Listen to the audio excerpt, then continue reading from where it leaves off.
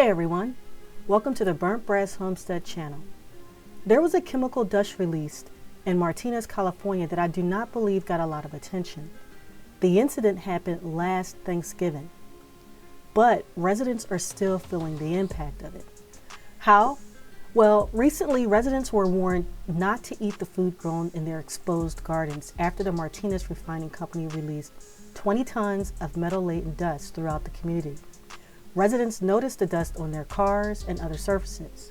The Martinez Refining Company failed to warn local health department or those living in the surrounding area of the refinery of the incident. But the Martinez Refining Company was kind enough to pay for residents to get their car washed to remove the dust.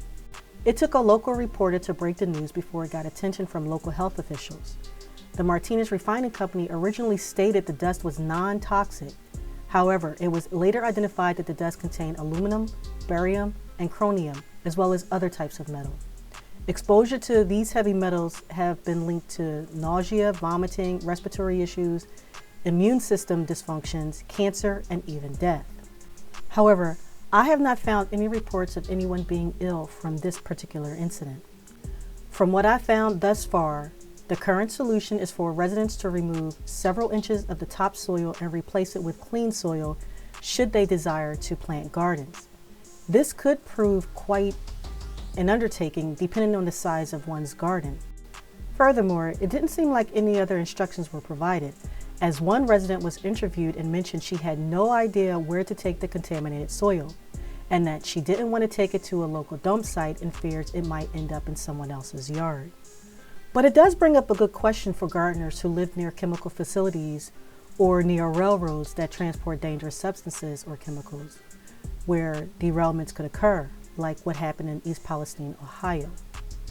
Is it worth investing in or building a greenhouse, whether a low tunnel or high tunnel plastic hoop house? Building it yourself would cost $70 to $350, depending on the material used and the size of the greenhouse. What about protection from what is being sprayed into the atmosphere by airplanes? Would it provide some form of protection from that?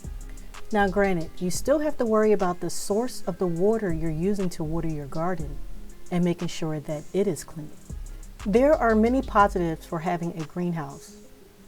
For instance, protection from the weather, meaning we do not have to worry about too much rain, harsh winds directly hitting the vegetables, or snow burying the vegetables. It also provides prolonged gardening seasons. We grow food all year round in our greenhouse. And it allows for starting seeds earlier in the season, which I am doing this year. Controlled growing environment, meaning you could add electricity to regulate the temperatures. That is not something I actually intend on doing.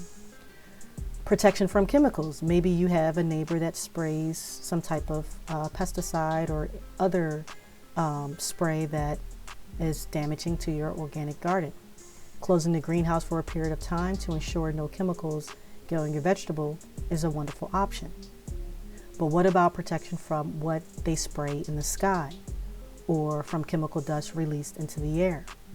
I do think the greenhouse does can play a role in protection from those items as well.